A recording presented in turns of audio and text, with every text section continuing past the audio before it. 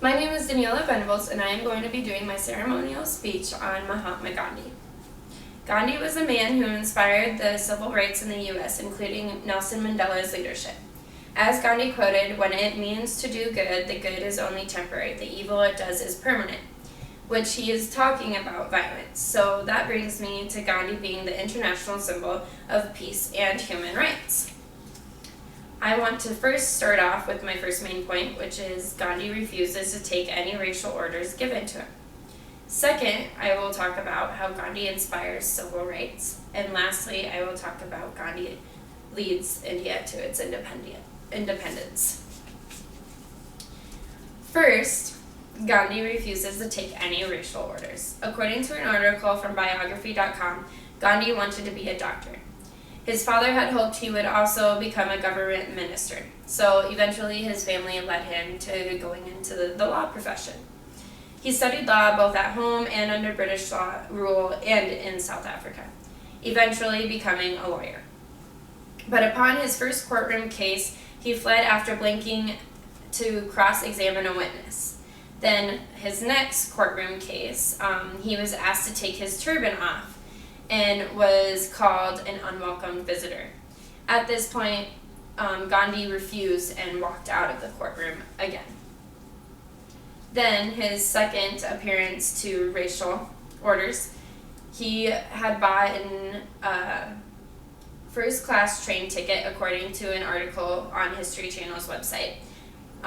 When he got onto the first-class train and went to his seat, he was then told to stand up and get off of the train and go to the normal part.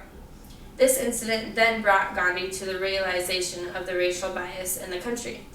He then, from now on, fought segregation at all levels. So the first reason I am honoring this man is because he refuses any racial orders given to him. Second, to continue, I now want to mention how Gandhi inspired the civil rights movement.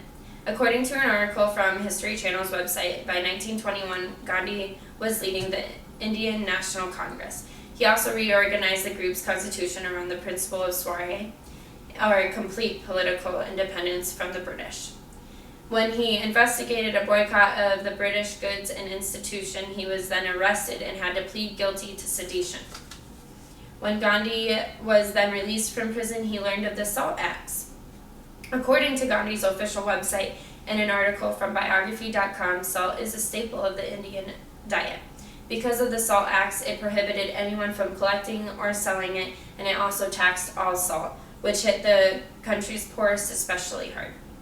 To protest the SALT Acts, he planned a new Satyagraha campaign that entitled 390 Kilometers or 240-Mile March to the Arabian Sea in 1930.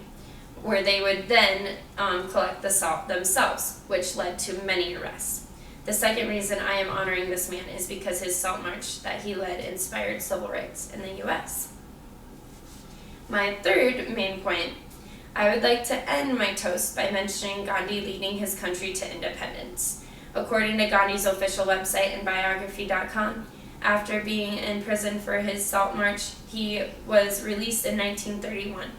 After 2 months pass, he makes an agreement to end the Satyagraha in exchange for concessions, including the release of hundreds of political prisoners that were arrested during the Salt March, with Lord Irwin. Although SALT Acts still were intact, those living on the coast still could harvest the salt as long as they were living on the coast of the Arabian Sea. Gandhi was then imprisoned when he returned to India only a year later in 1932 during a crackdown by India's new viceroy, Lord Wellington. Gandhi forced British to amend the 6-day fast proposal to protest the British decision to segregate the untouchables, which are those on the lowest rung of India's caste system. By allotting them separate electorates after his release, he left Indian National Congress in 1934. Gandhi started to focus on only education, poverty, and problems afflicting India's rural areas. He played an active role in negotiations with the Congress he left and Ali Jinnah's Muslim League, which brought to Hindus thinking of him as a traitor for feeling bad for the Muslims, and brought him to his assassination by a Hindu. To conclude my last main point, Gandhi died a hero, and he did what he needed to make sure India had its independence and racial orders would be brought to a stop. Now to conclude my toast, Gandhi was a brave man and will forever be a symbol of peace and rights. Live as if you were to die tomorrow. Learn as if you were to live forever. The weak can never forgive. Forgiveness is the attribute of the strong. Happiness is when what you think, what you say, and what you do are in harmony, is what Gandhi used to say. Gandhi never wanted any violence. He wanted the same rights as any other person. The color of his skin didn't make him any different from us.